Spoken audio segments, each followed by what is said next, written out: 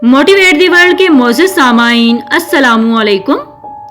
नाज़रीन मोहतरम, इंटरनेट की दुनिया से परे एक ऐसी ऑनलाइन दुनिया भी मौजूद है जिसे डार्क वेब कहा जाता है। ये एक ऐसा गुमनाम आलमी इंटरनेट निज़ाम है जिसे तलाश करना तकरीबन नामुमकिन है, और इसकी यही खसूसियत इसे सियासी कारकुनों से लेकर मुजरमाना सरगर्मियों में मुलव्वस अफराद तक सब में मकबूल बनाती है।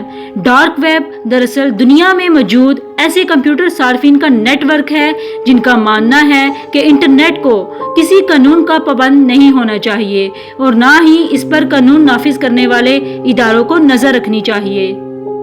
Dark web world wide web का एक ऐसा हिस्सा है जिस तक पहुंचने के लिए आपको खुसूसी सॉफ्टवेयर की ज़रूरत होती है, लेकिन जब आप एक मर्तबा इसके अंदर पहुंच जाते हैं तो वो बिल्कुल ऐसे ही नजर आती है जैसे कोई भी आम वेबसाइट हो। ताहम इस दुनिया में मौजूद कुछ वेबसाइट इस हद तक पोशीदा होती हैं कि कोई सर्च इंजन भी इन्हें ढूंढ नहीं सकता, और खुसूसी एड्रेस होने की ही सूरत में आप उसे देख सकते हैं। इंटरनेट की दुनिया के इस हिस्से यानी डार्क वेब में खुसूसी मार्केटें यानी डार्क नेट मार्केट्स भी कायम होती हैं, जहां गैर कानूनी धंधा किया जाता है। मसलन वहां पर आतिश असला, मनशियात या खुसूसी फहश फिल्में फरोख्त की जाती हैं, और इसके लिए खुसूसी करेंसी मसलन बिटकॉइन का इस्तेमाल किया जाता है। और एक बात का ध्यान रहे, ये दुनिया ऐसे लोगों और ग्रोहों का मस्कन होती है जो खुद को आम दुनिया या हुकूमतों और कानून नाफिज करने वाले इदारों से बचाकर रखना चाहते हैं। इस दुनिया में ऐसी भी मार्केट्स मौजूद होती हैं जहां आपको उजरती कातिल दस्तयाब होते हैं जिन्हें आप खरीद कर किसी को भी कत्ल करवा सकते हैं। एक तहकीक के मुताबिक गूगल सर्च इंजन के डेटाबेस में सिर्फ 16% वेब सफात का अंदराज मौजूद है, जबकि बाकी वेबसाइट्स अब भी गूगल की पहुंच से दूर हैं। ऐसी सूरत हाल में डार्क वेब कानून नाफिज करने वाले इदारों के काम को मुश्किल जरूर बना देती है, मगर ऐसी मिसालें भी मौजूद हैं जब सिक्योरिटी एजेंसियां ऐसी वेबसाइट्स तक पहुंचने और इनको चलाने या इस्तेमाल करने वालों तक पहुंचने में कामयाब रही हैं। इसकी एक मिसाल डार्क वेब पर मुंशियात का कारोबार करने वाली बड़ी मार्केट सिल्क रोड को चलाने वाले शख्स रासल बर्ड की गिरफ्तारी में कामयाबी है। इसी तरह अमेरिकी इदारे FBI ने हाल ही में डार्क वेब पर बच्चों से जिनसी तशद्दुद की वेबसाइट चलाने वाले 2 अफराद को भी गिरफ्तार किया था। डार्क वेब जुराइम की वो दुनिया है जहां कानून के इदारे भी नहीं पहुंच सकते, क्योंकि इंटरनेट के इस घिनौने कारोबार से हुशरबा पैसा और कमाई मुंसलिक है। कहते हैं कि इस कारोबार से दुनिया की बहुत ताकतवर हस्तियां जुड़ी हैं। असला की फरोख्त, मनशियात के कारोबार के अलावा खवातीन, मर्दों और बच्चों के साथ जिनसी जुराइम की वीडियोस यहाँ अपलोड की जाती हैं। ये एक बहुत बड़ी गैर कानूनी मार्केट की तरह है।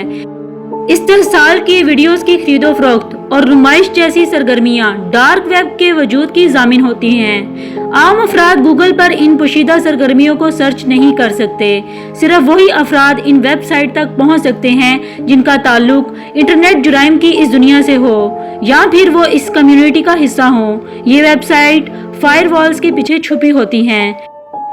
डार्क वेब ने मनशियात खरीदने वालों का काम बहुत आसान कर दिया है। ऐसे लोग जो सरेआम या किसी गली कूचे या किसी एजेंट के जरिए मनशियात खरीदने का कष्ट नहीं उठाना चाहते, वो भी मनशियात की खरीदारी के लिए डार्क वेब का इस्तेमाल करते हैं। इस वेब को इस्तेमाल करने वालों में नौजवानों और तालिब इल्मों की बड़ी तादाद शामिल है, क्योंकि यहाँ लेन देन पोशीदा होता है और पकड़े जाने का डर भी नहीं होता।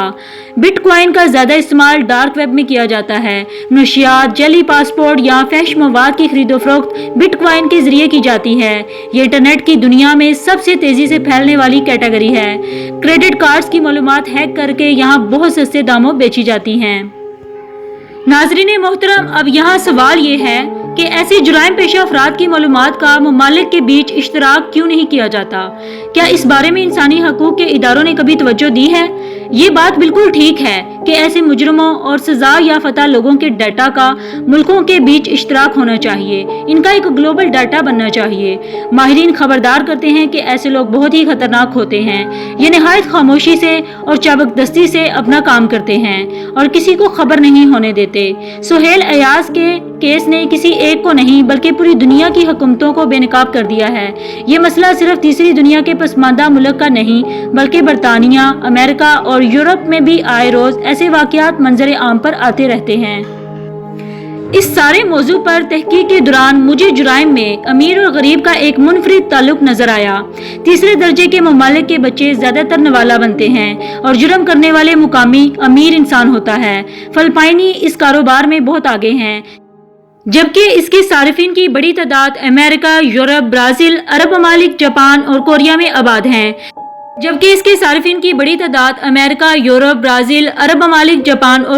آباد ہیں۔ ہمارے معاشرے میں ذہنی عوارض سے متعلق آگاہی انتہائی کم ہے، جبکہ ماہرین نفسیات نہ ہونے کے برابر ہیں، اور جو ماہر نفسیات ہیں ان سے علاج کے لیے عام آدمی کی جیب اجازت نہیں دیتی۔ اس لیے پاکستان میں اس گھناؤنے کھیل پر قابو پانے کے لیے قانون سازی کے علاوہ ذہنی صحت اور تعلیم پر بھی ہنگامی بنیادوں پر کام دینے کی ضرورت ہے۔